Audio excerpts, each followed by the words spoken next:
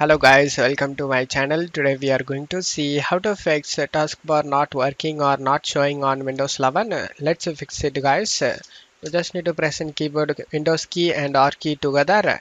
Now type REGEDIT and click on OK. Select yes. Now you just need to check my video description for this registry path. Just to copy and paste it in the address bar and press enter. And now copy the first text. After that, make sure you selected the packages on the left side. On right side, you just need to right click on the blank area and select new and select the dword 32-bit value. And now paste the text we copied and press enter.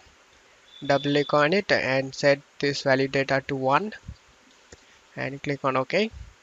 And just close stuff here, and now you just need to press in keyboard Alt F4 key together. And now you will get a pop-up like this. Click on the stop down and select the restart option and select OK and restart your PC.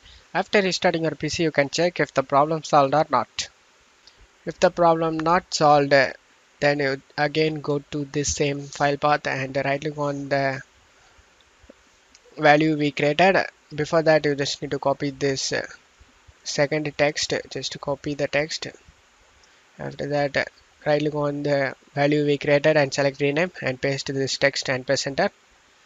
And now you just need to close stuff here, and now you just need to press in keyboard Alt F4 key together.